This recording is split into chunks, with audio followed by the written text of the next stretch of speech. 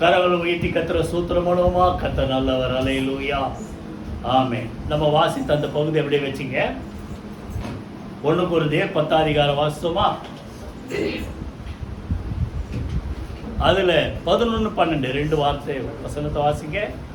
1 கொரிந்தியர் 10 அதிகாரம் 11ஆம் வசனம் 12ஆம் வசனம். இவைகள் எல்லாம் திருஷ்டாந்தங்களாக எடுத்துக்காட்டாக அவர்களுக்கு சம்பவித்தது. உலகத்தின் முடிவு காலத்தில் உள்ள நமக்கு எச்சரிப்பு உண்டாகும்படி. இப்ப நம்ம வாசித்த 1ஆம் வசனத்திலிருந்து 10ஆம் வசனம் வரைக்கும் வாசித்த எல்லா சம்பவங்கள், அவர்கள் இச்சித்தார்கள், பரீட்சை பார்த்தார்கள், வேசித்தம் பண்ணினார்கள், முறுமுறுத்தார்கள், இதெல்லாம் பார்த்தோம். எல்லாம் விளக்கம் பைபிள் படிக்கும்போது சொல்லிட்டேன். இதெல்லாம் எதுக்கு? நம்ம அப்படி செய்யக்கூடாதுன்றதுக்காக, எச்சரிப்புக்காக எழுதப்பட்டிருக்கிறது. அதனால இப்படி இருக்க தன்னை நிற்கிறவன் என்று எண்ணுகிறவன் விழாதபடிக்கு எச்சரிக்கையாய் இருக்க கடவன். நல்லா கவனிங்க. ஆனால நிற்கிறவன் எல்லாருக்கும் ஒரு நம்பிக்கை இருக்கணும். நான் ஒரு நாளும் ஆண்டவரை விட்டு தூரமா போக மாட்டேன், நம்பிக்கை இருக்கு, நல்லது. ஆனா அந்த நம்பிக்கையிலே போயிட்டு என்ன பண்ணாலும் நான் நிற்பேன் அப்படின்ட்டு அசட்டு தைரியத்தில் நம்ம இருந்துடக்கூடாது. நான் சொல்ற புரிஞ்சு, நம்பிக்கை வேற, அசட்டு தைரியம் வேற. அதனால நீங்க நல்லவங்க, நல்ல வார்த்தைப்படி நடக்கிறவங்களா இருந்தா நல்லது. ஆனா அதே வச்சுக்கிட்டு எப்படி இருந்தாலும் நீதிமான் சொல்றாரு வசனம், நீதிமான் 7 தடவை விழுந்தாலும் திரும்ப அதுக்காக 7 தடவை விழுந்தாலும் நான் ஏஞ்சிரும், 5 தடவை தான் விழுந்து 2 சாய்ஸ் இருக்குது அப்படின்ற மாதிரிலாம் இருக்கக்கூடாது. சொல்ற புரிஞ்சுங்க. அதான் நிற்கிறவன் என்று எண்ணுகிறவன் சொல்லுங்க விழாதபடிக்கு எச்சரிக்கையாய் இருக்க கடவன். இன்னைக்கு நான் ஏற்கனவே உங்களுக்கு சொன்ன படிக்கும்போது கிட்டத்தட்ட 1 மாசமாவே ரெகுலராக நான் பைபிள் படிக்கும் போதெல்லாம் ஆண்டவர் சொல்ற வார்த்தை இருக்கு. ஜாக்கிரதையாயிரு, எச்சரிக்கையாயிருட்டு நிறைய வசனம் சொல்லிட்டே இருக்க, நிறைய இருக்கு. ஆனா இன்னைக்கு எல்லாத்தையும் பார்க்க போறது ஒரு 3 முக்கியமான காரியங்கள். நம்ம எதற்கு எச்சரிக்கையா இருக்கணும், எதற்கு ஜாக்கிரதையா இருக்கணும், 3 காரியத்தை தான் இன்னைக்கு என்ன செய்ய போறோம், பார்க்க போறோம். நிற்கிறவன் என்று சொல்லுகிறவன் சொல்லுங்க விழாதபடிக்கு எச்சரிக்கையாய் இருக்க கடவன். இப்போ முதல்ல நம்ம எதுக்கு எச்சரிக்கையா இருக்கணும்? எபிரேயர் எடுங்க. எபிரேயர் 3ஆம் அதிகாரம், எபிரேயர் 3ஆம் அதிகாரம் 12ஆம் வசனம். எபிரேயர் 3ஆம் அதிகாரம் 12ஆம் வசனம். சகோதரரே, ஜீவனுள்ள தேவனை விட்டு விலகுவதற்கு ஏதுவான அவிசுவாசம் உள்ள பொல்லாத இருதயம் உங்களில் ஒருவனுக்குள்ள இராதபடிக்கு நீங்கள் எச்சரிக்கையா. நல்ல கவனி. முதல்ல வான் பண்றார். எதுக்கு? Be aware, take heed, take care, be diligent, இப்படி நிறைய வார்த்தை. எதுக்கா? ஜீவனுள்ள தேவனை விட்டு விலகற்கு ஏதுவான எப்படிப்பட்ட இருதயம்? அவிசுவாசம் உள்ள பொல்லாத இருதயம். ஒவ்வொரு வார்த்தையும் நல்லா கவனிக்க. பொல்லாத இருதயம் சும்மா இல்ல. அவிசுவாசம் வந்துட்டாலே தேவன் மேல என்ன ஆயிடும்? பிரியம் இல்லாம போயிடும், அன்பு இல்லாம போயிடும். அப்படி கொஞ்சம் கொஞ்சமா என்ன பண்ணுவாங்க? விலகிடும். அப்படி விலகற்கு ஏதுவான பொல்லாத இருதயம் உங்களுக்குள் ஒருவனுக்கு இராதபடிக்கு நீங்க என்ன செய்யுங்க? எச்சரிக்கையா இருக்கு. ஏன் நான் சொல்றாரு 13ல, உங்களில் ஒருவன் ஆகிலும் பாவத்தின் வஞ்சனையினாலே கடினப்பட்டு போகாதபடிக்கு இன்று எண்ணப்படும் அளவும் நாள்தோறும் ஒருவருக்கொருவர் புத்தி சொல்லுங்கள். நாம் ஆரம்பத்திலே கொண்ட நம்பிக்கையை முடிய பரியந்தம் உறுதியாய் பற்றி கொண்டிருப்போமாகில் கிறிஸ்துவினிடத்தில் பங்குள்ளவர்களாய் இருக்கும். நல்லா கவனி. ஆரம்பத்தில் கொண்டிருந்த நம்பிக்கை கடைசி வரைக்கும் பிடிச்சிக்கணும். அதான் முக்கியம். ஒரு காரியத்தின் துவக்கத்தை விட எதுதான் முக்கியம்? முடிவு தான் முக்கியம். உத்தமனை நோக்கி செம்மையானவன் என்ன செய்? பார்த்திரு. 37ஆம் சங்கீதம். அந்த மனுஷனுடைய முடிவு சமாதானம். நல்லா கவனிங்க. முடிவு முக்கியம். எப்படி ஆரம்பிக்கிறோன்றதில்ல. என் வாழ்க்கையில ஆரம்பம் பார்த்தா மோசமா இருக்கு. எப்படி ஆண்டவர் கிருபையா அவர் பக்கமா என்னை இழுத்துக்கிட்டார். இல்லைன்னா அவர்தான் கதை என்னைக்கும் முடிஞ்சிருக்கும். புரியுதா? அப்போ நம்ம என்ன செய்யணும்? எச்சரிக்கையா இருக்கும். எதுக்கு? பாவத்தின் வஞ்சனையினாலே கடினப்பட்டு போகாதபடி. நல்லா கவனி, இந்த பாவம்ன்றது நல்லா கவனிங்க. அதாவது எந்த மனுஷனுக்குள்ளும் பைபிள் எல்லாருக்கும் தெரியும், அதெல்லாம் சொல்லிட்டு எஸ்கேப் ஆகிடக்கூடாது. பாவம் செய்யாத மனுஷன் இல்லை அப்படின்ட்டு, நான் மாத்திரம் தானே எல்லாம் தான் பாவம், அப்படி இல்லை. அப்படி இருந்தாலும் நீ வந்துருன்றாரு, அதுக்கு தான் அதை சொல்றாரு. ஆனா இன்னைக்கு என்ன பிரச்சனை தெரியுமா? நல்லா கவனிங்க. ஒரு தடவை பாவம் செஞ்ச உடனே மனசு குத்தணும். குத்துதுன்னா உங்களுக்குள்ள ஆண்டவர் இருக்கிறார், உணர்த்துறாருன்னு அர்த்தம். அது குத்தல, நீங்க சகஜமா இருக்கிறீங்கன்னா கொஞ்சம் விலகி போயிட்டோம். கடைசியில் என்ன ஆகும்? திருப்பி திருப்பி அதே தப்பு, அதே பாவம், அதே தேவனுக்கு பிரியமில்லாத காரியங்கள், அசுத்தம், இதெல்லாம் இருந்ததுன்னா அந்த இருதயம் என்ன ஆகுது சொல்லுங்க? கடினமா, ஹார்டாய். அதுதான் இன்னொரு இடத்துல சொல்றாரு, மனசாட்சியிலே சூடுண்ட பொய்யர் அப்படின்னு. மனசாட்சியை நம்ம என்ன செய்யறோம்? மழுகடிச்சிடும். அப்போ மனசாட்சி உள்ள இருந்தா தான் என்ன செய்யும்? குத்தம். நம்ம ஜெபத்துக்கு பதில் வரணும்னா 1 யோவான் 3ஆம் அதிகாரத்துல அருமையான ஒரு வார்த்தை, நம்முடைய இருதயம் நம்மை சொல்லுங்க குற்றவாளி என்று தீர்க்காதிருந்தால் நாம் தேவனிடத்தில் தைரியம் கொண்டிருந்து நாம் எதை கேட்டுக்கொள்வோமோ அதை அவரிடத்தில் என்ன செய்ய சொல்லுங்க? பெற்றுக்கொள்வோம். அப்போ முதல்ல நம்ம இருதயம் நம்மளை என்ன செய்யக்கூடாது? குற்றவாளின்னு தீர்க்கக்கூடாது. அப்படி என்ன அர்த்தம்? இருதயம் சுத்தமா இருக்கணும். புரியுதா? அப்போ நம்ம இருதயம் குத்தப்படுதுன்னா சரியாயிடும். தாவீது ஆண்டவரே புதிய ஏற்பாடுல சொல்றார், பழைய ஏற்பாடுல இன்னொரு இடத்துல சொல்றார், அந்த ஒரு காரியம் தவிர வேற எதுலயும் அவன் என்ன செய்யல, தவறல அப்படின்னு. ஆனா அது செஞ்ச உடனே அவன் இருதயம் வாதித்தது. அந்த தீர்க்கதரிசி, நாத்தான் தீர்க்கதரிசி வந்து சொன்ன உடனே நான் கர்த்தருக்கு விரோதமா பாவம் செஞ்சேன் அப்படின்னு ஆண்டவர் ஆனாலும் ஒரு சிக்ஷையை கொடுத்தார், ஒரு தண்டனை கொடுத்தார், அவனை சரிப்படுத்தி திருப்பி கூப்பிட்டு வந்துட்டார். ஆனாலும் கடைசியில் பார்த்தீங்கன்னா விளைவு ஜாஸ்தி. பாவத்தில் ஒரு தப்பு இன்னொரு தப்பை செய்ய வச்சது. விபச்சாரம் கடைசியில் என்ன செய்ய வச்சது? கொலை செய்ய வச்சது. அதான் நல்லா கவனிங்க. சின்னதுன்னு விட்டுறாதீங்க, அதை சின்னதை மறைக்க பெரிய தப்பு வரும். கடைசியில் என்னாச்சு? கொலை செய்ய வச்சது. அடுத்தது மனைவியை சொந்தமாக்கி கொள்ள வச்சது. இப்படி வரிசையாக இருக்குது. ஆனால் விளைவு பார்த்தீங்கன்னா அவன் பிள்ளைங்க நிறைய பாதிக்கப்பட்டான். அந்த பிள்ளைய செத்துது.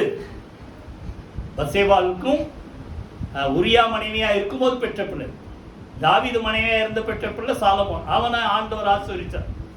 அந்த பிள்ளை செத்துது. அதுக்கப்புறம் தான் பார்த்தீங்கன்னா வரிசையா அடிமேல் அடி தாவீதுக்கு விழுது. சொந்த பிள்ளை யாரு? அம்னோன். அவன் என்ன பண்றான்? சொந்த சகோதரி, தாய் தான் வேற, தகப்பன் தாவீது தான், தாமார் மேல ஆசைப்பட்டான். கடைசியில் அது ஒரு தவறான நடக்க அவன் குடும்பத்தில் எப்படி வருது பாருங்க. இப்போ நல்லா கவனிங்க. நம்ம கரெக்டாக இருந்தா எல்லாமே கரெக்டாக இருக்கும்.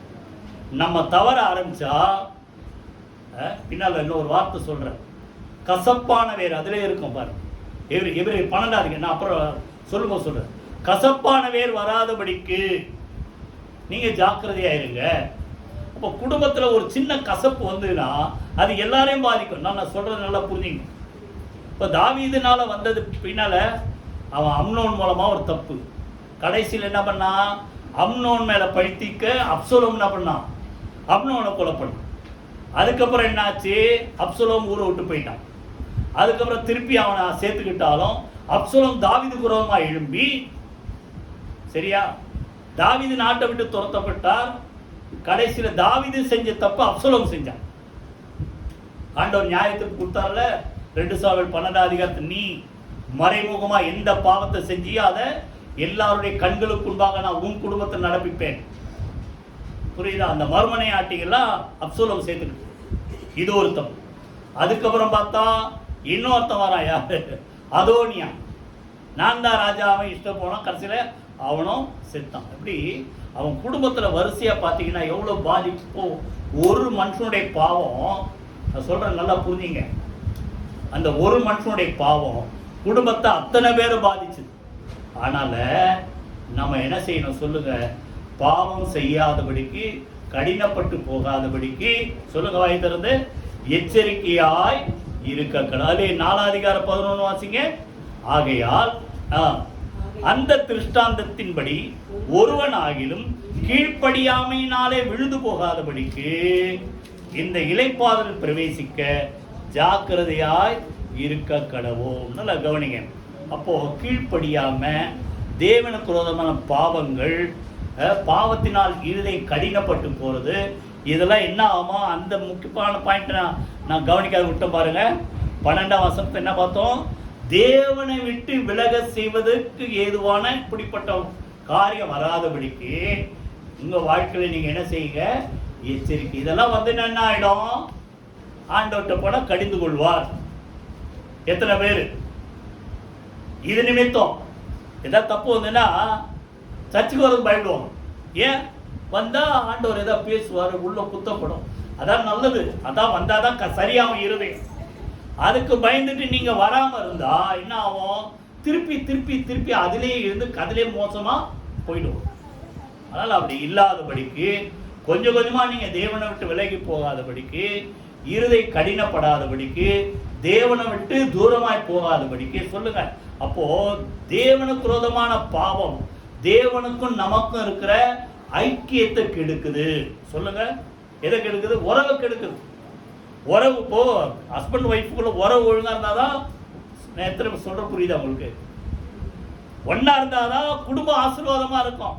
2 பேருக்கும் அண்டர்ஸ்டாண்டிங் சரியில்லைன்னா குடும்பம் எப்படி பாதிக்கப்படும்? நல்லா இருக்காது, முடியாது. இப்போ நமக்கும் தேவனுக்கும் நடுவில் எந்த பிணைப்பு இருக்கக்கூடாது. பாட்டெல்லாம் நல்லா பாடணும், நிறைய பாட்டு இல்லை. அவருக்கு நமக்கு என்ன செய்யக்கூடாது? பிணைப்பு வரக்கூடாது. இது நம்மளை பிரிச்சிரும். இது எபிரேயர்ல இப்பதான் அந்த வசனம் வாசி. 12ஆம் அதிகாரம் எடுங்க. 12ஆம் அதிகாரம் 12:14. பரிசுத்தம் இல்லாமல் ஒருவனும் கர்த்தரை தரிசிப்பதில்லை. அப்போ அந்த தேவனை விட்டு விலகலுக்கு எது நமக்கு தடையா இருக்குது? பரிசுத்தமின்மை, அசுத்த வாழ்க்கை. பரிசுத்தமா இருந்தா தேவனை தரிசிப்போம், சந்தோஷமா அவரை பார்க்க ஓடி வருவோம். அப்படி இல்லைன்னா பார்க்க பயம். பிள்ளைங்க நல்லா கண்டுபிடிச்சிடலாம். உங்க முகத்தை பார்த்து பேசுதுன்னா நல்லா இருக்குதுன்னு அர்த்தம். அது எங்கேயோ பார்த்துட்டு உங்களை பார்த்து பேசுதுன்னா, பார்த்துருக்கீங்களா இல்லையா? ஏதோ ஒரு விஷயத்தை விசாரிக்கிறீங்க, அது கீழே பார்த்துக்கிட்டே பேசும், இல்லை எங்கேயோ பார்த்துக்கிட்டே பேசும், உங்ககிட்ட தான் பேசுது. என்ன அர்த்தம்? உங்களுக்கும் அதுக்கும் கேப் ஏதோ பிரிச்சிச்சு. புரியுதா? எத்தனை பேர் புரியுது? அதனால இங்க கவனிங்க. பரிசுத்தம் இல்லைன்னா தேவனை என்ன செய்ய முடியாது? தரிசிக்கிறது என்ன சொல்றது? பார்க்கறது ஆசீர்வாதம், தேவனோடு பேச முடியாது. நான் சொல்றேன், அதான் முக்கியம். புரியுதா? நான் தைரியமா ஜெபம் பண்ண முடியாது. அடுத்தது 15. ஆகையினால ஒருவனும் தேவனை கிருபை இழந்து போகாதபடிக்கு யாதொரு கசப்பான வேர் முளைத்தெழும்பி கலக்கம் உண்டாக்குறதினால் அநேகர் தீட்டுப்படாதபடிக்கு. அப்போ ஒரு ஆளு தப்பு செஞ்சா, அதான் நான் சொன்னேன், தாவீது செஞ்ச ஒரு தப்பு பின்னால அவன் குடும்பத்துல அப்படி நிறைய பாதிப்பு உண்டாகும்.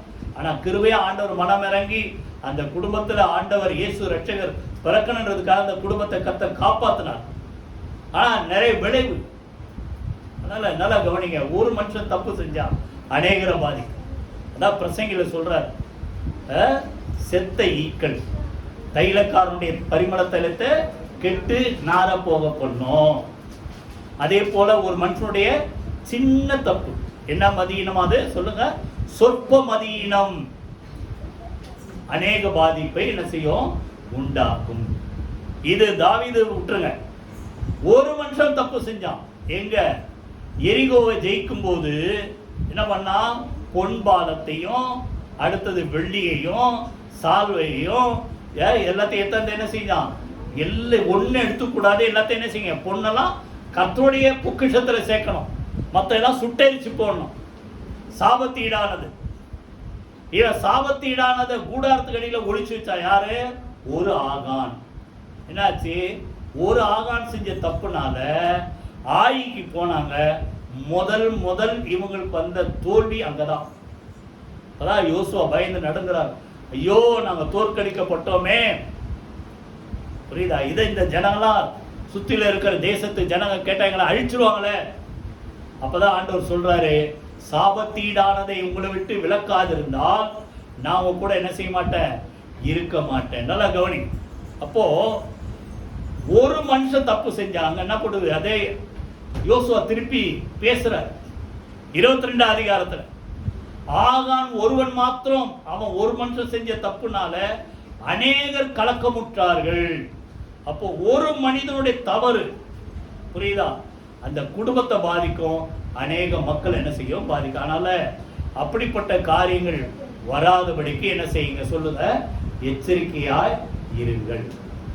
இதை விட்டு தேவனை விட்டு விலகி போகாதபடிக்கு. நமக்கு எல்லாரும் தெரியும் நீதிமொழிகள், அடுத்தது பிரசங்கி, அடுத்தது உன்னத பாட்டு, 3 புக்கு. இன்னும் நிறைய எழுதியிருக்கார் அவர், நிறைய பாட்டுகள், 3000 1000. இப்போ இவ்வளோ எழுதின ஒரு மனுஷன் யாரு, சாலமோன். கடைசி காலத்துல அந்நிய ஸ்திரீகள் அவனுடைய இருதயத்தை தேவனை விட்டு என்ன செய்தார்கள், விலக செய்தார்கள். 1 ராஜாக்கள் 11 அதிகாரத்துல 3ஆம் வசனம் 4ஆம் வசனம் நீங்க படிச்சு பாருங்க. அப்போ தேவனுக்கு பிரியமில்லாத ஜனங்களோடு கூட இருக்கிற ஐக்கியம், நல்லா கவனிங்க. உலகத்துல இருக்கிறோம்னா உலகத்தோட தான் நம்ம வாழணும். ஆனா ஐக்கியம் வேற. ஐக்கியம் யாரோட இருக்கிறது சொல்றாருல, யோவான் நிருபத்துல, எங்களுடைய ஐக்கியம் யாரோட இருக்குது, பிதாவோடும் அவருடைய குமாரனாகி இயேசு கிறிஸ்துவோடு இருக்கிறது. அப்போ உங்க ஐக்கியம் யாரு கூட இருக்குது? தேவனுக்கு பயந்த மக்களோடு இருக்குதா, தேவனை அறியாத தேவனுக்கு விரோதமா இருக்கிற மக்களோடு இருக்குதா? இதான் உலகத்துல சொல்லுவாங்க, உன் ஃப்ரெண்டு யாருன்னு சொல்லு, நான் நீ யாருன்னு சொல்றேன். நீங்க யாரு கூட அதிகமா இருக்கிறீங்க யோசிச்சு பாருங்க, அதான் நமக்கு வரும். புரியுதா? எத்தனை பேர் புரியுது? அப்போ அப்படிப்பட்ட நட்பு ஆகாத என்னது உறவு. அப்பேற்பட்ட சாலமோன் தேவனால் அன்பு கூறப்பட்ட மகன், புரியுதா, அவனை தேவனை விட்டு என்ன செய்யப்பட்டது, விலக செய்தது. அதனால கவனிங்க, எந்த காரியம் உங்களை தேவனை விட்டு பிரிக்குதுன்றது பார்த்து அதற்கு ஈடாக ஒத்து போகாதபடிக்கு நீங்க என்ன செய்யுங்க, எச்சரிக்கை. இன்னும் ஒரு 2 வசனத்தை வாசித்து அடுத்து போயிடுவோம். கொலோசியர் 2ஆம் அதிகாரம் 18-19 வாசிங்க. கொலோசியர் 2ஆம் அதிகாரம், அதானா,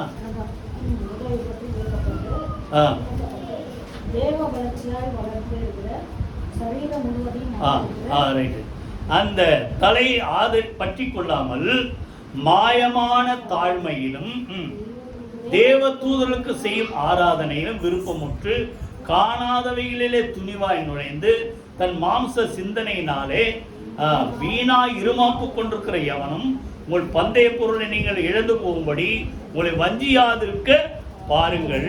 நீங்கள் கிறிஸ்துவுடனே கூட உலகத்தின் வழிபாடுகளுக்கு மரித்ததுண்டானால் இன்னும் உலக வழக்கத்தின்படி பிழைக்கிறவர்கள் போல மனுஷருடைய கற்பனையின்படி போதனையின்படி நடந்து தொடாதே, ருசி பாராதே, தீண்டாதே என்கிற கட்டளைகளுக்கு நல்ல கவனி. இது நல்ல கவனி. இதை சாப்பிடாத தொடாத, அதை விட்டுருங்க. தேவனுடைய வார்த்தையா மனுஷனுடைய பழக்க வழக்கங்களா? இங்க பாருங்க, மனுஷனுடைய கற்பனை என்ன அர்த்தம், மனுஷனுடைய பழக்க வழக்கங்கள். இல்லைன்னா பாரம்பரியமா நாங்க இத்தனை வருஷம் இங்க இருந்தோம், இப்படிதான் செஞ்சோம். இன்னைக்கு ஆண்டவருக்குள்ள வந்துட்டீங்க, சொல்லுங்க, வந்ததுக்கு அப்புறமா இன்னும் அதுலதான் இருக்கிறீங்களா, வெளியே வந்துட்டீங்களா? சொல்லுங்க. அதனால நீங்க பந்தய பொருளை இழந்து போகாதபடிக்கு இன்னும் இதுல இருக்கிறது என்ன சொல்லுங்க. இவர் தான் மெய்யான தெய்வம், இவர் காட்டின வழிதான் சரியான வழி, இந்த வழிதான் ஆண்டவர் நம்மளை பார்த்து கொண்டு போய் சேர்க்க, எல்லாம் நல்லா தெரியும். தெரிஞ்சுக்கிட்டோம் இன்னும் உலக வழக்கத்தின்படி எங்க அம்மா அப்பா அப்படி பண்ணாங்க, எங்க பெற்றோர் அப்படி பண்ணாங்க, முன்னோர் அப்படி பண்ணாங்க, நான் இப்படிதான் பண்ணுவேன்ட்டு இருக்கிறீங்களா? இல்ல நீங்களா அதுல இருந்து வெளியே வந்துட்டீங்களா? என்ன ஷாக் ஆயிட்டீங்க? வெளியே வந்துட்டோம்னா வெளியே வந்துட்டோம்னு சொல்லுங்க, இல்ல சொல்லுங்க. ஆரோக்கியம் என்ன ஆரோக்கியம்? எத்தனை அறகுறை. இப்போ அதை வச்சுட்டு இதெல்லாம் என்னது, நம்மளை எதை விட்டு பிரிக்குது? தேவனை விட்டு விலக செய்கிற சொல்லுங்க பழக்க வழக்கங்கள், பாவங்கள் இராதபடிக்கு எச்சரிக்கையா. இன்னொரு வசனம் கலாத்தியரிடம், கலாத்தியர் 4:8. நீங்கள் தேவனை அறியாமல் இருந்தபோது சுபாவத்தின்படி தேவர்கள் அல்லாதவர்களுக்கு அடிமைகளாய் இருந்தீர்கள்.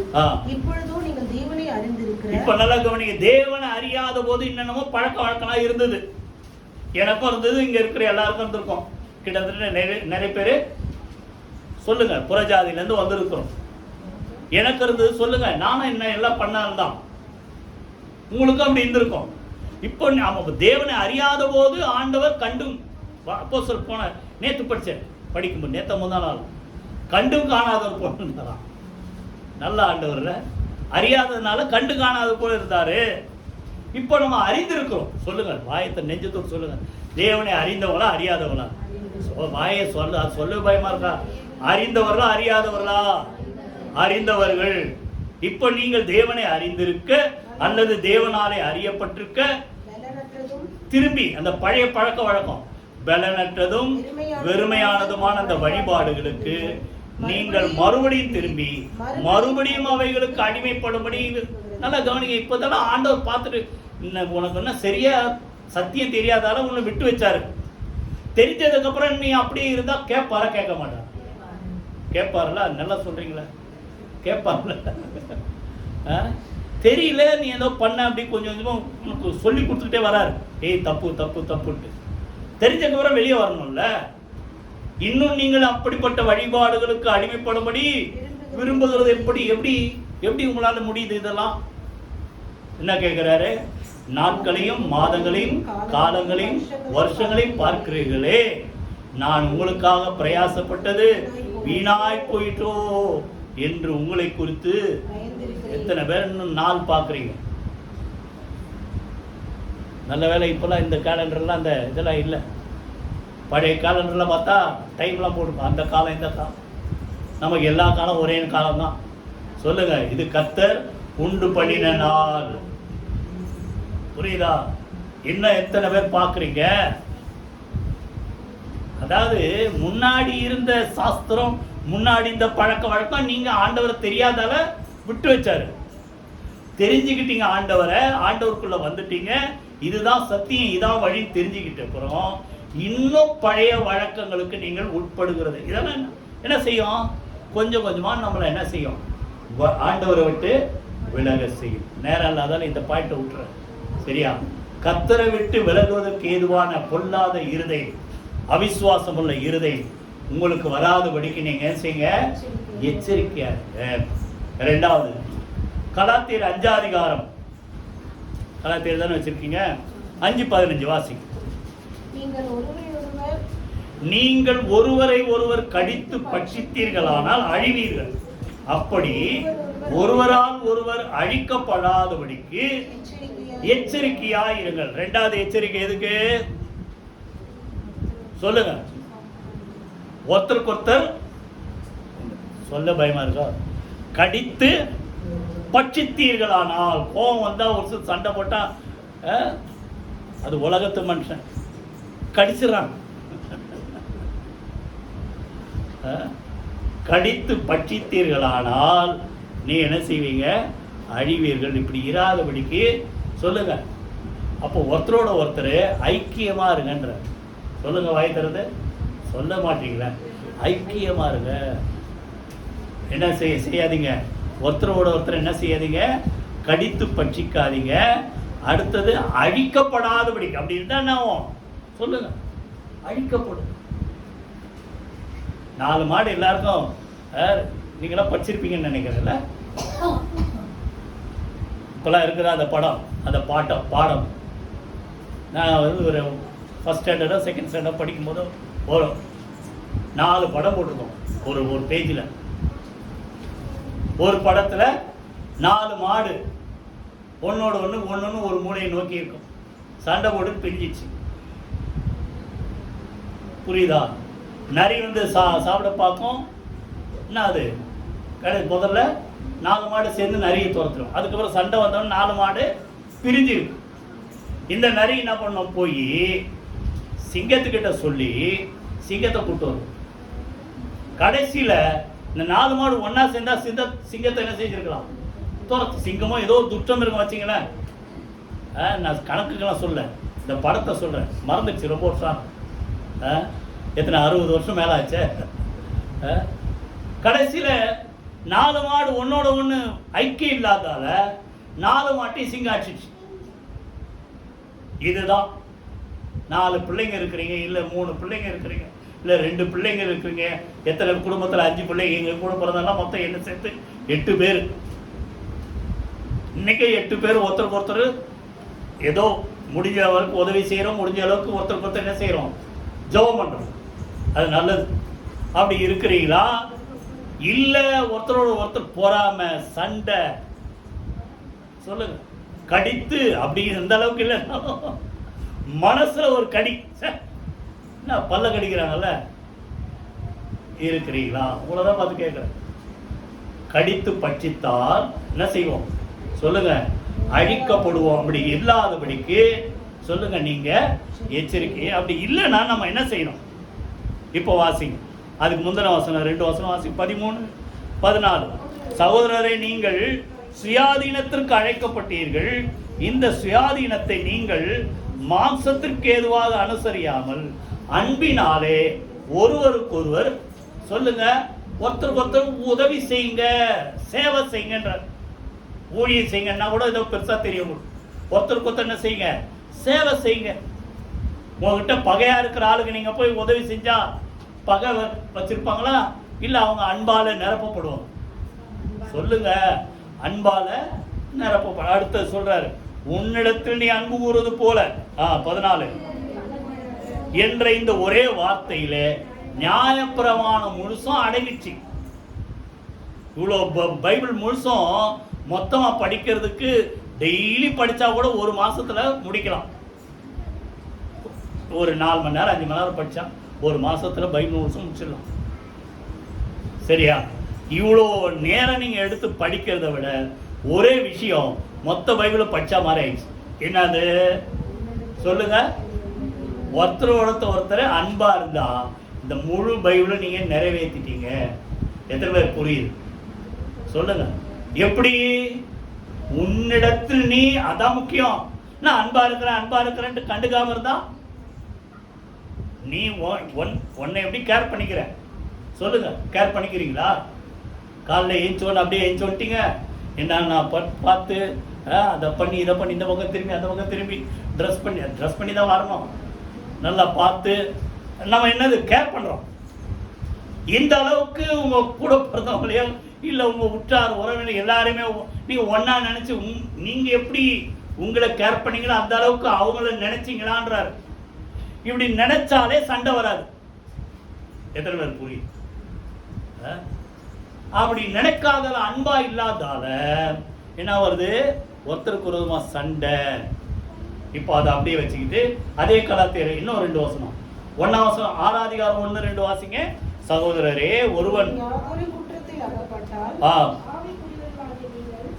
சாந்தமுள்ள ஆவியோட அப்படிப்பட்டவனை சீர்பொருந்த பண்ணுங்க. நீயும் சோதிக்கப்படாதபடிக்கு உன்னை குறித்து எச்சரிக்கையாரு. ஒருவர் பாரத்தை ஒருவர் சுமந்து இப்படியே கிறிஸ்துவின் பிரமாணத்தை நிறைவேற்றுங்கள். அப்போ நம்ம எச்சரிக்கையா இருக்கிறது. இன்னொன்னு சொல்றாரு, ஒருத்தன் தப்பு செஞ்சா உங்களுக்கு தெரிஞ்சா நீங்க அவன்கிட்ட போய் என்ன செய்யுங்க, சாந்தமா அன்பா தயவா பேசி அவனை சரி பண்ணுங்கன்ற. சரி பண்றது தப்பே கிடையாது. நான் எத்தனை பேர் புரியுது? நேரா பேசணும். அதை விட்டுட்டு அவன் அப்படி பண்ணான்னு தெரிஞ்ச உடனே கிடைச்சதுடா ஒரு பாயிண்ட் நமக்கு அப்படின்ட்டு எத்தனை பேர்கிட்ட போய் அதை பத்தி வத்தி வைக்கிறீங்க. இப்ப என்ன ஆகும்? பகை வருமா அன்பு வருமா? ஆமா, நீங்க பயப்படாதீங்க. நேரா போய் எனக்கு என்னமோ தோணுச்சு, முந்தா நாள் விடிய காலில் ஒரே ஒரு வசனம், நான் உனக்கு போதித்து நீ நடக்க வேண்டிய வழியை உனக்கு காட்டு. கரெக்டான வார்த்தை வருது. நான் பைபிள் படிக்கும் கூட அந்த சங்கம் தான் எடுக்கணும்னு இருந்தாலும் இது சம்பந்தமா நிறைய நேரம் பேச வேண்டுமே தான் அந்த 1 கொரிந்தியர் எடுத்தேன். அதை போல ஒரு சில நேரத்தில் உங்களுக்கு உணர்வு வரும், இப்படி அவங்க இப்படி பண்ணிட்டாங்க, ஏதோ பிரச்சனை இருக்கு, தெரிஞ்சுன்னா போய் என்ன செய்யுங்க, பேசி அவளை சரி பண்ணணும், பயப்படக்கூடாது. என்னமோ மனசுல தோணுச்சு நேராகவே பேசுங்க, அவங்ககிட்ட சொன்னா புரிஞ்சுக்குவாங்க. அதை விட்டுட்டு இவங்க இப்படி ஆயிட்டாங்க, அவங்களுக்கு அப்படி ஆயிடுச்சு, அவங்க பண்ணிட்டாங்கன்ட்டு 4 பேர்கிட்ட போய் சொன்னா விரோதம் தான் வருமே தவிர ஒரு நாள் அன்பு வராது. எத்தனை பேர் புரியுது? அப்படி இருந்தா ஒருவரால் ஒருவர் அழிக்கப்படுவீங்க. நீங்க அப்படி இல்லாதபடிக்கு சொல்லுங்க, வாய் திறந்து எச்சரிக்கையா இருங்க. அதான் சொல்றாரு, இப்படி ஒருத்தர் பாரத்தை ஒருவர் சுமந்து இப்படியே சொல்லுங்க, கிறிஸ்துவின் பிரமாணத்தை நிறைவேற்றுங்க. ஒருத்தரோட ஒருத்தர் கடித்து பட்சித்தால் சொல்லுங்க, மறக்காதீங்க, அழிக்கப்படுவீர்கள். சண்டை போடுறீங்களா, ஒன்னா இருக்கிறீங்களா? சொல்லு. பழைய பாட்டுல எவ்வளவு பாட்டு இருக்கு, என்ன பாரு, காக்கா கூட்டத்தை பாருங்க, காக்கா கூட்டத்தை பாருங்க, அதுக்கு கத்து கொடுத்தது யாரு? காக்காவை பார்த்துக்க. பைபிள் நிறைய சொல்றாருல, ஆகாயத்து பட்சிகளை கவனித்து பாருங்கள். ஒன்றும் இல்லை, 2 நாள் முன்னாடி ராத்திரி 10 மணிக்கா சரி ஞாபகம், ஏதோ மீன் எடுத்துன்னு வந்து போடலான்ட்டு வெளியே தந்தா அதை நான் எடுத்துன்னு வரும்போதே ஒரு காக்கா பார்த்துச்சு. நம்மளா இருந்தா ஆஹா நமக்கு நல்ல வேட்டை, அமைதியா வந்து லபக்கன் தூக்கி போயிடும். இல்ல பகலா ஞாபகம் மறந்துச்சு. அது பார்த்துட்டு என்ன பண்ணுது, வந்து சாப்பிடல, எடுத்துட்டு வர தட்டுல என்ன ஒண்ணு, அது காக்கா காக்கான்னு கத்தி 100 காக்கா ஒன்னா சேர்த்துச்சு. எத்தனை பேர் புரியுது? அது ஒரு ஆள் நல்லா சாப்பிட்டுருக்கலாம், ஆனா கொஞ்சம் தான் இருக்குது, இருந்தாலும் அது ஒரு 100 காக்கா துணைக்கு கூப்பிடுது, எல்லாம் வந்து சாப்பிடுங்க. எத்தனை பேர் அப்படி இருக்கிறோம்? புரியுதா? எத்தனை? இதான் ஒருவர் வாரத்தை ஒருவர் சுமந்து. சரியா? எதுக்கு சொல்றேன்னா, கவனிங்க, கடித்து பட்சிக்காதபடிக்கு ஒருத்தர் மேல ஒருத்தர் என்ன செய்யாதீங்க. எப்படி இருக்கு சொல்லுங்க, அழிக்கப்படாதபடி பட்சிக்காதீங்க, சண்டை போடாதீங்க, சண்டை போடாதீங்க, ஒன்னா இருங்க. இங்க ரெகுலரா படிக்கும்போது சொல்றேன், கவனிங்க. நேத்த முந்தா நாள படிச்சேன், அந்த தாவீது முதல்ல ராஜாவாயிட்டார், சவுல் இறந்துட்டார். ஒரு 2 சாமுவேல் 2ஆம் அதிகாரத்துல 1ஆம் அதிகாரத்தில் ராஜாவாயிட்டார். 2ஆம் அதிகாரத்தில் பார்த்தா அந்த யோவாப் வந்து புறட்டு போறார், நாட்டை சுத்தி பார்க்க போகும்போது அங்க அடுத்தது சவுல் செத்த உடனே அப்னேர் அவனுடைய பிள்ளைய ராஜாவாக்கிட்டு அவர் வந்து நிக்கிறார். நான் பேரு அசூரிம் ஏதோ ஒன்று இருக்கும், அல்காத் அசூரிமா, ஒரே ஒரு நிமிஷம், எல்காத் அசூரி, எல்காத் அசூரி. அப்போ நல்லா கவனிங்க, இந்த குளம் ஒன்று இருக்கு, அந்த குளத்துல இந்த பக்கம் தாவீதுடைய ஆட்கள், அந்த பக்கம் சவுலுடைய ஆட்கள், இங்க யோவாப் தலைவன், அங்க அப்னேர் தலைவன். இவங்களாம் யாரு சொல்லுங்க? இவங்களாம் யாரு? எல்லாரும் ஒரே இஸ்ரவேல் மக்கள். கடைசியில நம்ம பலத்தை பார்ப்போமா அப்படின்னோன்னு இவங்கிட்ட இருந்து ஒரு 12 நல்ல பலசாலிங்க, அது படிச்சு பாருங்க 2ஆம் அதிகாரம், அவங்கிட்ட இருந்து ஒரு 12 பலசாலிங்க போய் ஒரே நேரத்துல ஒருத்தன் வயிற்றுல ஒருத்தன் குத்தி அந்த 24 பேரும் செத்தான். இப்ப 24 பேரும் யாரு? ஒரே தேவனுடைய பிள்ளைகள். புரியுதா? காரணம் போட்டி, நீ ஜெயிக்கிறியா நான் ஜெயிக்கிறேன். அதே போல பைபிள் மனுஷன் படிச்சுப்பாரு, சாலமோனுக்கு அப்புறம் ராஜ்யம் 2ஆ பிரிஞ்சுது. புரியுதா?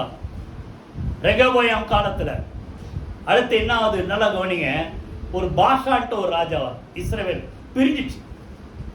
பிரிஞ்ச உடனே பாஷான் வந்த உடனே இந்த யூதா ராஜா என்ன பண்றான், அசீரியா ராஜாவுக்கு பொண்ணு வெள்ளியும் நிறைய கொடுத்து யாருக்கு விரோதமா சண்டை போட வைக்கிறான்? சீரியா ராஜாவுக்கு பொண்ணு வெள்ளியும் கொடுத்து இஸ்ரவேல் ராஜாவுக்கு விரோதமா என்ன செய்யறான்? இது வந்து யூதா மக்கள் மாத்திரம் இல்ல, இவன் விட்டான்னு அவன் சொல்லுவான். இவங்களுக்கெல்லாம் லாபம் பார்த்தது யாருன்னா சீரியா ராஜா, அசீரியா ராஜா, எகிப்து. இதெல்லாம் பைபிள் நீங்க படிச்சா புரியும். அண்ணன் தம்பி தான் இவங்க 2 பேரும். ஆனா இவங்க அண்ணன் தம்பி ஒருத்தர் இவன் அவன் அடிக்கணும்ட்டு இவன் போய் கூலியால கூப்பிடுறது. அப்படிதான் பொண்ணு வெள்ளியும் கொடுத்து யாரை கூப்பிடுறாங்க துணைக்கு? சீரியாவை, அசீரியாவை, எகிப்த, இப்படிலாம் கூப்பிட்டு இவனுங்க ஒருத்தர் கட்சியில் பார்த்தா ஆயிரக்கணக்கான மக்கள் அழிக்கப்பட்ட. இதெல்லாம் எதுக்கு கவனிங்க. இவங்க ஒன்னா இருந்தா இவங்க பொண்ணு பொருளை இவங்ககிட்ட இருக்கு, இவங்க ஒழுங்கா இருப்பாங்க. கடைசியில் இவங்களுக்குள்ள சண்டை வர்றதால யார் அழிக்கப்பட்டது? இவங்க தான் அழிக்கப்பட்டாங்க. இதைதான் சொல்றாரு, நீங்கள் அவிசுவாசிகளுக்கு முன்பாக ஒருத்தர் ஏன் என்ன செய்றீங்க? வழக்காடுறீங்க. 1 கொரிந்தியர் 6 அதிகாரம் நீங்க படிச்சு பாருங்க. ஒருத்தர் ஏன் வழக்காடுற, ஏன் சண்டைக்கு போற? அதை விட நீங்கள் என்ன செய்யலாமே? நஷ்டத்தை சொல்லுங்க படிச்சிருக்கீங்களா? நஷ்டத்தை ஏன் பொறுத்து கொள்வதில்லை? நஷ்டத்தை பொறுத்துக்க மனசு இல்லைன்னா ஒருத்தர் சண்டை.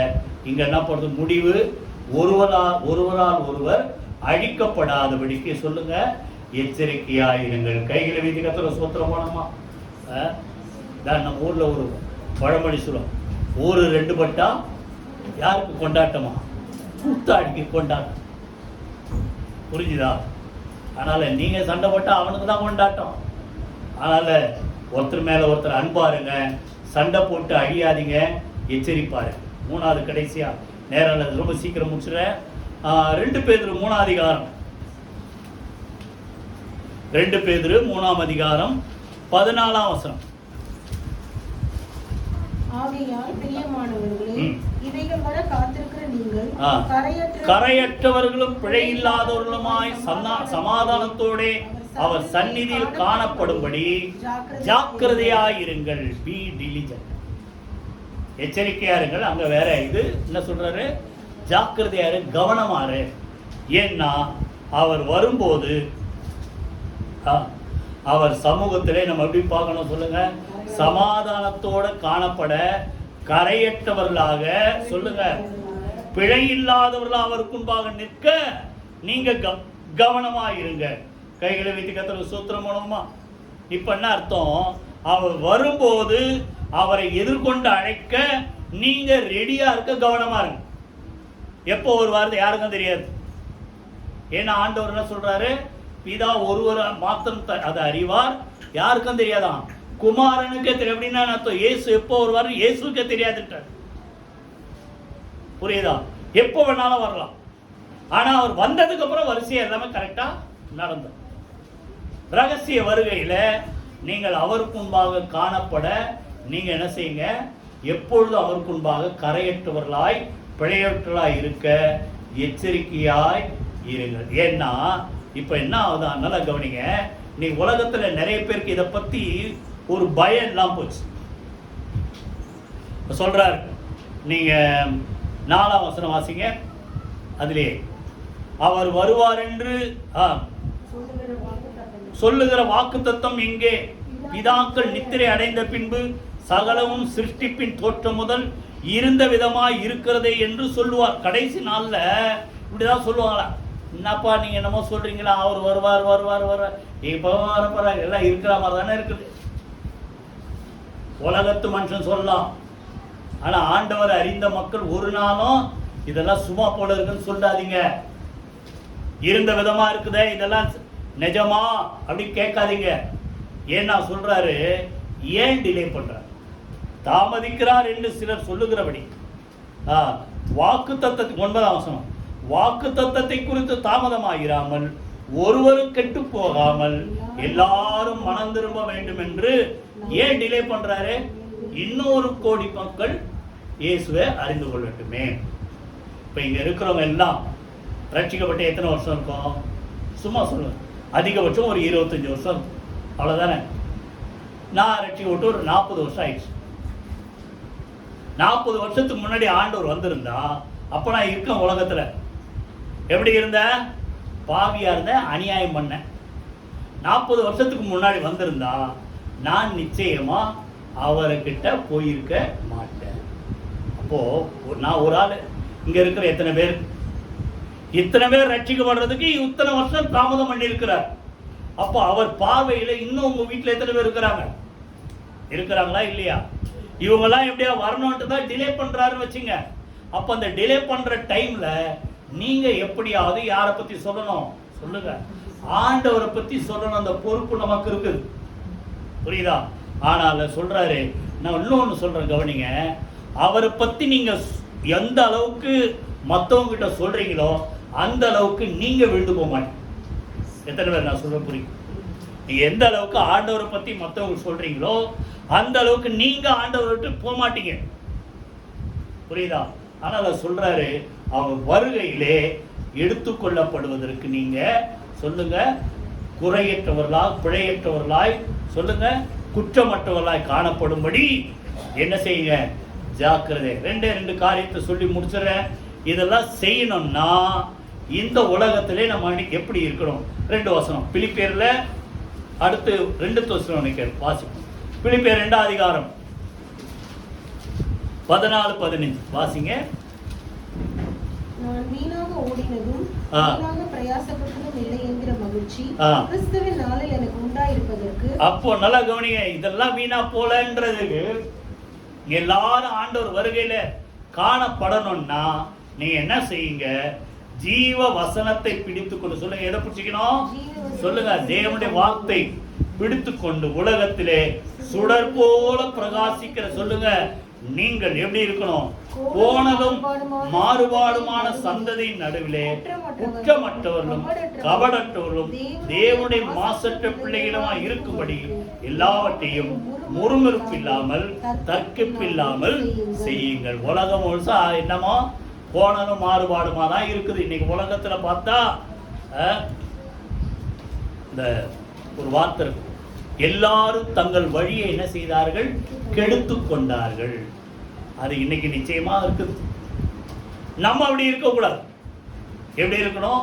இந்த உலகத்திலே அருமையான யாரு நோவா குறித்து சொல்றாரு, அந்த உலகத்துல மனுஷனை சிருஷ்டித்தது ஆண்டவர் எப்படி இருந்துதான்? விசனமா இருந்த ஏண்டா இந்த ஆளுங்களை உருவாக்கணும். ஆனா அந்த நாட்கள்ல இருந்த மக்களுக்குள்ள நோவா எப்படி இருந்தான்? நீதிமானா இருந்தான். அப்போ உலகம் எப்படி இருந்தாலும் நம்ம ஆண்டவர் நம்மகிட்ட எதிர்பார்க்கிறார், நீ அவருக்கு முன்பாக ஒழுங்காயிரு. அப்போ இந்த வார்த்தை பிடித்துக்கொண்டு நீங்க நின்னா நீங்க விழுந்து போக மாட்டீங்க. 2வது சொல்றாரு, ஒரு சில ஏமாத்தாதபடிக்கு எல்லாம் வர்றது கஷ்டம், வர மாட்டாரு, இல்லைன்னா இதெல்லாம் என்னைக்கோ நடந்து முடிஞ்சிச்சு, அதெல்லாம் இப்பெல்லாம் ஒன்றும் கிடையாது. நிறைய பேர் அப்படி விதவிதமா பேசுறாங்க. அப்படிப்பட்ட மக்களுக்கு ஆண்டவர் என்ன சொல்றாரு? 2 தெசலோனிக்கர்ல வாசிங்க, 2 அதிகாரம்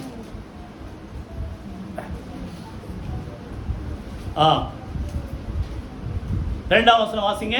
ஒரு ஆவியினாலாவது வார்த்தையினாலாவது எங்களுக்கு வந்ததாய் தோன்றுகிற ஒரு நிருபத்தினாலாவது கிறிஸ்துவனுடைய நாள் சமீபமாய் இருக்கிறதாக சொல்லப்பட்டால் உடனே நீங்கள் கலங்காமலும் சஞ்சலப்படாமலும் இருங்கள். எவ்விதத்திலும் ஒருவனும் உங்களை மோசம் போக்காதபடிக்கு எச்சரிக்கையாயிருங்க. யாரும் ஆண்டவருடைய வருகை குறித்து தவறான காரியத்தை சொல்லி உங்களை ஏமாத்தாதபடிக்கு. எத்தனை புரியுதா? கிளீனா புரிஞ்சிங்கன்றார். ஏன்னா அவர் வருகை எப்படி இருக்கும், அவர் வரும்போது என்ன நடக்கும், நம்ம கடைசி வரைக்கும் ஒழுங்கா இருந்தா நம்மளை கொண்டு போய் அவர் ராஜ்யத்திலே சேர்ப்பார். சரியா? என்ன சொல்றாரு? ஏனெனில் விசுவாச துரோகம் முந்தி நேரிட்டு கேட்டின் மகனாகிய பாவ மனுஷன் வெளிப்பட்டால் ஒழிய அந்த நாள் வராது. அப்படின்னு என்ன அர்த்தம்? அந்தி கிறிஸ்து வந்துட்டாதான் வரும். அந்தி கிறிஸ்து வருவதற்கு முன்பாக இப்ப நம்ம இருக்கிறோம், இன்னும் வரல. அவன் வந்துட்டா நம்ம இங்க இருக்க மாட்டோம். இப்போ அந்தி கிறிஸ்து வராதபடிக்கு ஒரு காரியம் அவனை என்ன செய்து சொல்லுங்க? தடை செய்கிறது. இப்போ வாசிங்க 6ஆம் வசனம். அவன் தன் காலத்திலே, அதாவது அந்தி கிறிஸ்து வந்தா உலகம் முழுசும் அவனுடைய ஆளுகை கீழே வரும். அது வராதபடிக்கு இப்பொழுது அவனை தடை செய்கிறது. இன்னதென்று அறிந்திருக்கிறீர்களே, அக்கிரமத்தின் ரகசியம் இப்பொழுதே கிரியை செய்கிறது. ஆனாலும் தடை செய்கிறவன் நடுவிலிருந்து நீக்கப்படும் முன்னே அது இது நிறைய தடவை சொல்லிட்டேன், இருந்தாலும் நீங்க ஞாபகத்துல வச்சுங்க. எத்தனை பேர் ஞாபகத்துல வச்சிருக்கீங்க, எத்தனை பேர் புரியாம இருக்கீங்கன்னு தெரியல. ஒரு சக்தி இந்த உலகத்துல அந்தி கிறிஸ்து வராதபடிக்கு தடை செய்து. எது? சபை. என்ன ஜெபம் பண்றோம்? ஆண்டவரே, இந்த வருகையில என் குடும்பம், என்ன சார்ந்து இருக்கிற மக்களை என்ன செய்யணும்? ரட்சிக்கப்படணும், கிருபையா இருங்க ஜெபம் பண்ணிட்டே இருக்கிறோம்ல. இது ஆண்டவர் என்ன செய்து வருகைக்கு தடை பண்ணுது. இப்போ ஒரு நாள் வந்தது, அவர் டைம் வந்துடுச்சுன்னா இந்த சபை, இந்த பில்டிங் இல்ல, சபையில் இருக்கிற நீங்கள், உலகம் இருக்க அத்தனை தேவ ஜனங்கள் என்ன செய்வார்கள்? எடுத்துக்கொள்ளப்படுவார்கள். அதுதான் சபை நீக்கப்படும், உலகத்திலிருந்து நீக்கப்படுது. ஆனா எங்க போய் நிற்கும்? மத்திய ஆகாயத்தில் ஆண்டவருக்கு முன்பாக நிற்கும். அது இங்கிருந்து அங்க போன உடனே யார் தன்னைத்தானே பகிரங்கமா வெளிப்படுத்துவான்? சொல்லுங்க. அந்தி கிறிஸ்து பகிரங்கமா என்ன செய்வான்? வெளிப்படுவான். வெளிப்பட்ட பிறகுதான் அந்த உபத்திரவ காலம் வரும். நீங்க உபத்திரவ காலத்துல சிக்காதபடி இருக்கணும்னா அவன் வர்றதுக்கு முன்பாக அவர் எடுத்துக்கொள்ளப்படும் போது நம்ம எப்படி இருக்கணும்? அதான் அந்த முதல்ல வாசு. அவர் சமூகத்திலே சமாதானத்தோடு காணப்படும்படி குற்றமில்லாதவர்களாக கரையற்றவர்களாக இருக்க நீங்க என்ன செய்யுங்க? ஜாக்கிரதையா இருக்கு. இப்ப புரிஞ்சிச்சா உங்களுக்கு? எப்பவுமே அவர் வந்தா என்ன கொண்டு போவார் அப்படின்ட்டு அவருக்கு முன்பாக நீங்க நீதியா உண்மை உத்துவமா இருந்தா அவர் வருகையிலே நாம் எடுத்துக்கொள்ளப்படுவோம். நாம் மாத்திரமல்ல, உலகத்துக்கு அத்தனை கோடி தேவ ஜனங்கள் எடுத்துக்கொள்ளப்படுவார்கள். இந்த உலகத்துல நம்ம போனதுக்கு அப்புறம் அந்தி கிறிஸ்து வருவோம், ஆளுகை செய்வோம். 7 வருஷம் உபத்திரவம். அந்த உபத்திரவத்தின் கடைசியில தான் ஆண்டவர் பகிரங்கமா, அதான் 2ஆம் வருகை, பகிரங்கமான வருகை. 2ஆம் வருகையில வந்து என்ன செய்வான்? அந்தி கிறிஸ்துவோடு என்ன செய்வான்? யுத்தம் பண்ணுவான். அவனை சேர்ந்த மக்கள் எல்லாம் நரகத்திலே, அந்த அக்னி கடல்ல என்ன செய்வார்கள்? தள்ளப்பட்டு. முடிஞ்சிச்சா? ஆகையினால அவர் வரும்போது நீங்கள் குற்றமற்றவளா இருப்பதற்கு எப்பவுமே உங்களை என்ன செய்யுங்க? ஜாக்கிரதையா காத்து கொள்ளுங்க. 3 காரியம் பார்த்து சொல்லுங்க. முதல்ல சொல்லுங்க, அவரை விட்டு விலகி போகாதபடிக்கு எச்சரிக்கை. 2வது, ஒருத்தரோட ஒருத்தர் சண்டை போட்டு அழிக்காதபடிக்கு எச்சரிக்கையார். 3வது, அவர் வருகையில வெட்கப்பட்டு போகாதபடி சமாதானத்துடன் அவர் முன்பாக காணப்பட பரிசுத்தம் அவங்களை காத்துக்கொள்ள எச்சரிக்கையார். எல்லாரும் எழுந்து கர்த்தரை ஸ்தோத்திரமானோமா. அவர்கள் 1 கொரிந்தியர் வாசித்த திருப்பி ஞாபகம், அவர்கள் அழிக்கப்படாதபடிக்கு, அவர்கள் அழிக்கப்பட்டது போல நீங்கள் அழிக்கப்படாதபடிக்கு எச்சரிக்கையா இருங்க. 3 காரியம் நம்ம பார்த்தோம். அல்லேலூயா. கர்த்தரை விட்டு தேவனை விட்டு விலகாதபடி, ஜீவனுள்ள மெய்யான தேவனை விட்டு விலகி போகாதபடிக்கு, அவிசுவாசம் உள்ள பொல்லாத இருதயம், பாவத்தின் வஞ்சனையினால கீழ்ப்படியாமையினால கடினப்பட்டு போகாதபடிக்கு எச்சரிக்கையா இருங்க. 2வது, ஒருத்தரோட ஒருத்தர் அன்பா இருங்க. அன்பு குறைஞ்சினா சண்டை வரும். ஒருத்தர் அழிக்கப்படாதபடிக்கு பட்சிக்கப்படாதபடிக்கு ஜாக்கிரதையா இருங்க. 3வது சொல்றார், அவங்க வரும்போது யாருமே நேசரேன்னு சொல்லி எதிர்கொண்டு அழைக்க நீங்க ஜாக்கிரதையா இருங்க. கர்த்தரை ஸ்தோத்திரம் பண்ணுவோமா? கரங்களை உயர்த்தி கர்த்தரை துதிப்போம். நன்றி தகப்பனே, உடைய வார்த்தைக்காக நாங்கள் நன்றி செலுத்துறோம். 1 கொரிந்தியர் நாங்கள் வாசித்த இந்த 10ஆம் அதிகாரத்துல எத்தனை லட்சக்கணக்கான மக்கள் எகிப்தை விட்டு புறப்பட்டார்கள். ஆனா அவர்கள் மேல கர்த்தர் பிரியமா இல்ல. அவர்கள் வனாந்தரத்தில் அழிக்கப்பட்டார்கள். அதை போல நாங்கள் அழிக்கப்படாதபடிக்கு இந்த உலகத்தில் இப்பொழுது வாழ்கிற நாங்கள் எங்களை ஜாக்கிரதையா காத்துக்கொள்ள அனுக்கிரகம் செய்வீராக. ஆண்டவரே, ஜீவனுள்ள தேவனை விட்டு விலகுவதற்கு ஏதுவான பொல்லாத இருதயம், அவிசுவாசம் உள்ள இருதயம் எங்களுக்கு வராதபடி ஜாக்கிரதையா எங்களை காத்துக்கொள்ள அனுக்கிரகம் செய்வீராக. ஒருத்தரோடு அன்பாயிருந்து ஒருவரோடு சண்டை போட்டு அழிக்கப்படாதபடிக்கு எச்சரிக்கையா எங்களை காத்துக்கொள்ள உதவி செய்வீராக. நீர் எப்பொழுது வேணாலும் வருவீர். வருகையிலே நாங்கள் உம்மை எதிர்கொண்டு சந்தோஷமாய் வரவேற்கத்தக்கதாக ஒரு கர்த்தாவை ஜாக்கிரதை எங்களை காத்துக்கொள்ள அனுக்கிரகம் செய்வீராக. வந்த யாவருடைய குடும்பங்களை கர்த்தருடையாக காத்துக்கொள்ளும். நாமத்தை மகிமைப்படுத்தும். இயேசு கிறிஸ்துவின் ஜீவனுள்ள ஜெயமுள்ள நாமத்தில் ஜெபிக்கிறோம் நல்ல பிதாவே, ஆமென். நம்முடைய கர்த்தராகிய இயேசு கிறிஸ்து கிருபையும் பிதாவாகிய தேவனுடைய அன்பும் பரிசுத்தாவியனுடைய அந்யோன்ய ஐக்கியமும் நம் அனைவரோடு சகல பரிசுத்த அனைவரோடும் ஆண்டவராகிய இயேசு கிறிஸ்து வர்க்கமற்று இருப்பதாக. ஆமென். என் ஆத்மாவே கர்த்தரை ஸ்தோத்திரி, என் முழுமே பரிசுத்த நாமத்தை ஸ்தோத்திரி. என் ஆத்மாவே கர்த்தரை ஸ்தோத்திரி, அவர் செய்த சகல உபகாரங்களை மறவாதே. ஆமென், ஆமென். God bless you.